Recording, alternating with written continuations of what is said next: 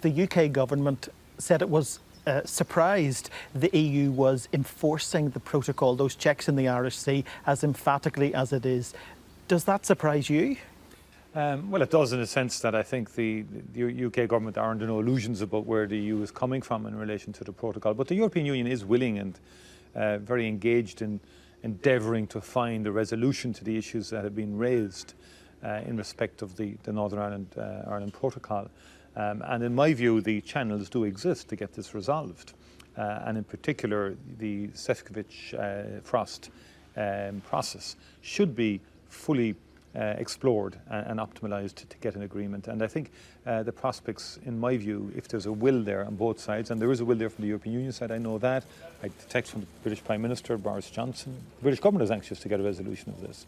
So I think we should work at it. That's more hopeful than we've heard for quite a while. There's still a lot of point scoring going on over Brexit. So is there not a danger of the politics thwarting attempts to find solutions? I think we need to move beyond where we are. I think from my understanding of a lot of the technical issues that have been discussed, progress can be made on quite a lot of the issues. I believe the US administration's comments last week, which were released, are interesting as well, insofar as they deal with a significant issue that would concern the British government, i.e. the capacity to do a trade deal with the United States, whilst also having an SPS arrangement between the European Union and the United Kingdom. And in my view, there's a legitimate issue there for the United Kingdom government, but in our view, an SPS agreement would deal with up to 80% of all of these issues. And I think it's a prize worth certainly exploring in the fullest manner possible. To what extent do you understand the US administration chastised the British government for the perceived threat, at least, to the peace process? And do you believe President Biden perhaps has a further role to play in helping to broker a solution? I wouldn't see it as a chastisement or anything like that. I think the US president is very clear on restoring the transatlantic relationship between America and the European Union, and America and the United Kingdom. He sees UK, Europe and the US aligned on the fundamentals of democracy, freedom of speech. And that's very important. And so he really wants the EU and the UK to resolve this issue.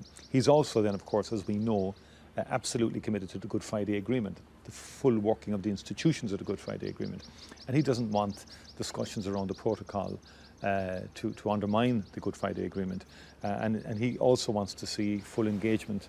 And he believes there's a way and a route, as I do, to getting these issues resolved. And I think the big picture for him is to be fully aligned on the big issues of the day globally between the EU, America and the United Kingdom. And that really issues of this sort should be sorted. You mentioned the Good Friday Agreement. Your government and indeed the EU has repeatedly argued that a border on the island of Ireland would pose a threat to the Good Friday Agreement. But with now thousands of loyalists protesting at times on the street, some of them masked, does a border in the Irish Sea not pose just as much of a threat to that agreement? Well, again, I think the nature of Brexit has been challenging in that respect, okay, in terms of the absence of a customs union and that. But in our view, an SPS agreement could deal with a lot of the issues around food, animal welfare and so on. And in my view, given the challenges, given the necessity to reduce tensions, we've never seen the protocol as a constitutional issue. It doesn't in any way interfere with the constitutional status of Northern Ireland as defined and articulated within the Good Friday Agreement. We're very clear from the Irish government perspective on that. But we do believe in seamless trade on the island of Ireland. It makes sense. We believe in seamless trade insofar as we possibly can between the United Kingdom and Northern Ireland.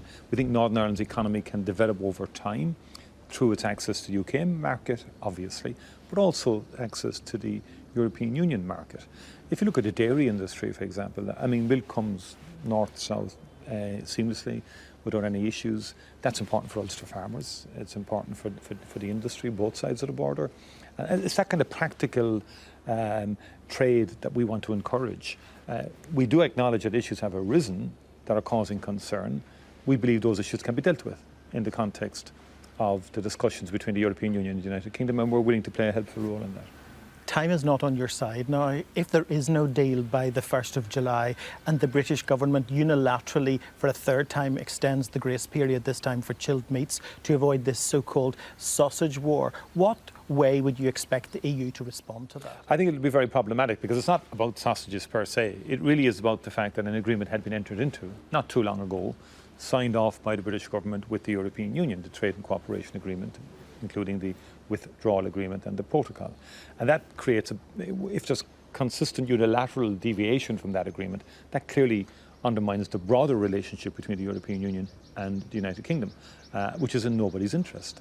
And therefore, that's why the UK with the EU have to work very hard now in the coming weeks. I know the European Union are anxious to resolve this and want to resolve it, but that they need to see a similar reciprocity from the UK side.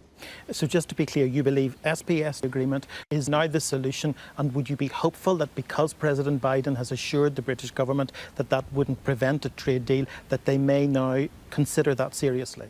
I think it is a significant part of the solution.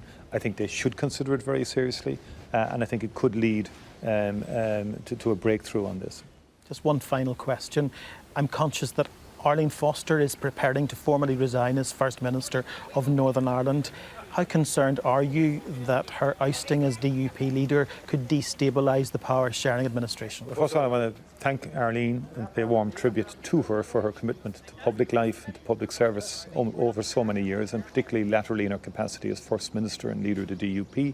I had a good relationship with Arlene over the years, both when I was Minister for Foreign Affairs over a decade ago in the context of the devolution of justice.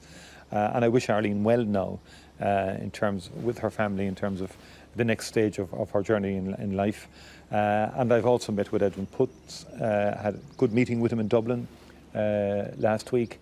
And I believe that he is committed to the institutions of the Good Friday Agreement, to fulfilling all of the obligations that we all have collectively. So I'm of a view that we can safeguard the institutions and progress the various sets of relationships that are encompassed by the Good Friday Agreement itself. So I think there have been many twists and turns in terms of the peace process, in terms of politics in Northern Ireland, the island of Ireland, and between Britain and Ireland. And it falls on those of us who are in positions of influence and positions of leadership to engage with each other and to work together to resolve the challenges that come our way. Taoiseach, thank you for your time. You're very welcome indeed. Thank you.